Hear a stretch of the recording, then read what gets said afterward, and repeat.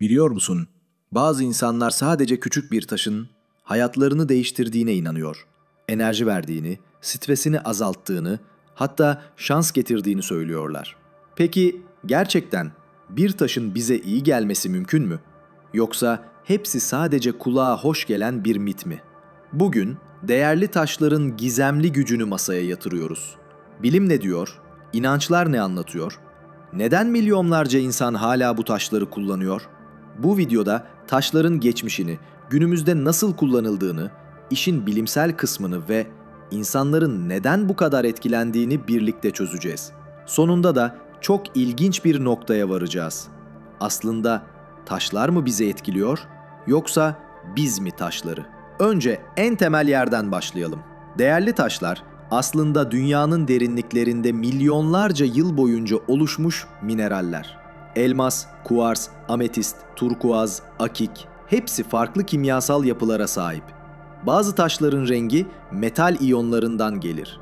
Bazılarının parlaklığı kristal yapısından, bazılarının ise duruluğu içindeki safsızlıklardan. Yani aslında taşlar sadece çok özel şekilde kristalleşmiş mineraller. Ama insanlar taşlarla olan ilişkisinde bunu hiçbir zaman sadece taş olarak görmedi.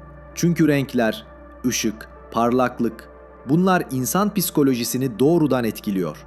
Tıpkı bir manzaranın seni mutlu etmesi, bir müziğin içini rahatlatması gibi bir taşın görünüşü de zihnimizde duygusal bir etki bırakabiliyor. Ve bu etki işin ilerleyen kısımlarında çok önemli bir rol oynayacak. Gelelim işin güç kısmına. Birçok kişi değerli taşların enerji yaydığına inanıyor. Örneğin ametist sakinlik, pembe kuvars sevgi, kaplan gözü kendine güven, turmalin negatif enerjiden korunma, sitrin bereket. Peki bu güçlerin bilimsel bir temeli var mı? Kısa cevap doğrudan hayır. Taşların bu etkileri yarattığını kanıtlayan bilimsel bir deney yok. Ama işin ilginç tarafı şu: İnsanların hissettiği rahatlama ve değişimler gerçek olabilir. Nasıl mı? Çünkü plasebo etkisi dediğimiz şey bilim dünyasında defalarca kanıtlanmış durumda. Bir şeye inanırsan beyin çoğu zaman onu gerçekleştirmek için çalışmaya başlıyor.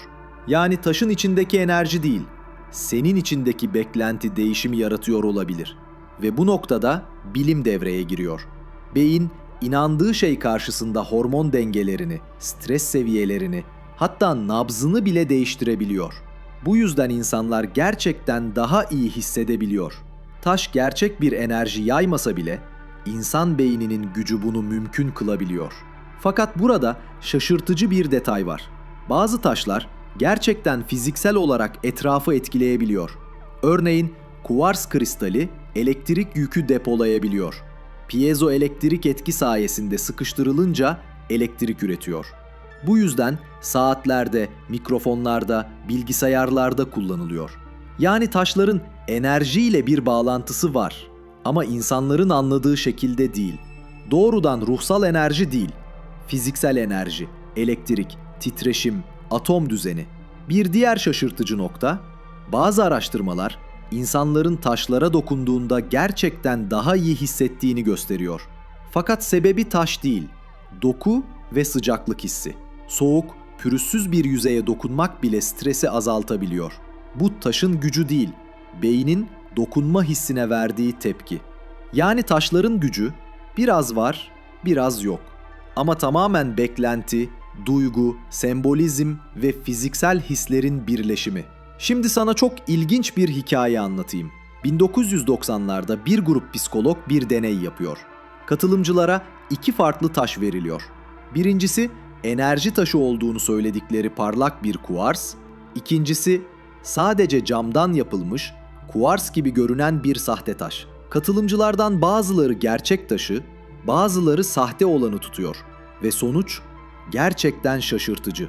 Sahte taşı tutanların çoğu bile daha rahatladığını, kalp ritminin yavaşladığını, daha pozitif hissettiğini, stresten uzaklaştığını rapor ediyor.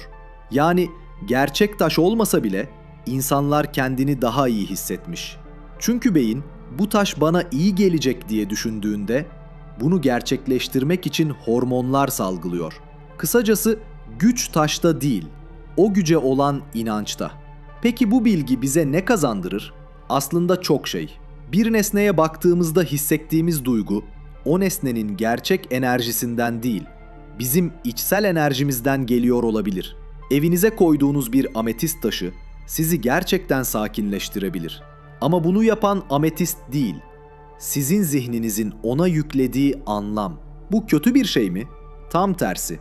Eğer bir taş sana iyi geliyorsa, zihnini toparlıyor, seni motive ediyor, odaklanmanı sağlıyorsa, bu harika bir şey. Bazen insanın iyi hissetmek için bilimsel bir sebebe ihtiyacı yoktur.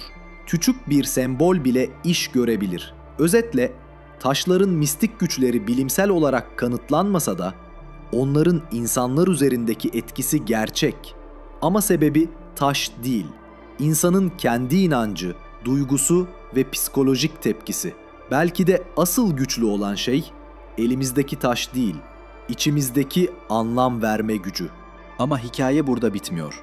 Çünkü insanların taşlara yüklediği anlam yeni bir şey değil. Binlerce yıldır neredeyse tüm uygarlıklar bu taşlara bir şeyler atfetmiş. Antik Mısır'da lapis lazuli gök tanrılarını temsil eder ve firavunların mezarlarına konulurdu. Eski Çin'de nefrit taşı sadece bir süs eşyası değil, bilgelik ve erdem sembolüydü.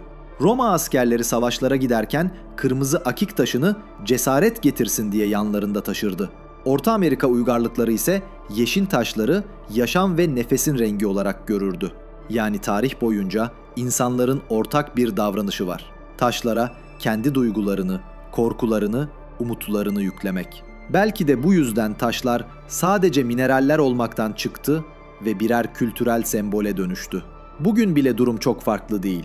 Yoga'nın, meditasyonun, enerji terapilerinin bu kadar popüler olmasının sebeplerinden biri de bu. İnsanlar dokunabilecekleri, görebilecekleri, yanlarında taşıyabilecekleri sembollere ihtiyaç duyuyor. Bir ametisti avucunda tutmak, bir kuvarsı masanın üzerine koymak, bir turmalini cebinde taşımak, bütün bunlar ritüel gibi davranıyor. Ve ritüellerin insanda oluşturduğu güven hissi bilimsel olarak çok güçlü.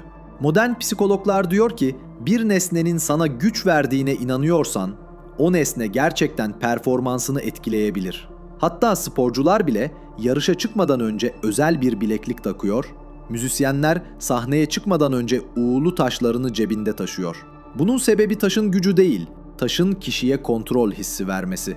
Kontrol hissi ise beynin stresini azaltıyor, odaklanmayı arttırıyor, kişiyi daha iyi performans göstermeye hazırlıyor. İşte bu yüzden değerli taşlar hala milyonlarca insanın hayatında yer buluyor. Gerçek enerjileri olsun ya da olmasın, insanlara bir şey hissettiriyorlar.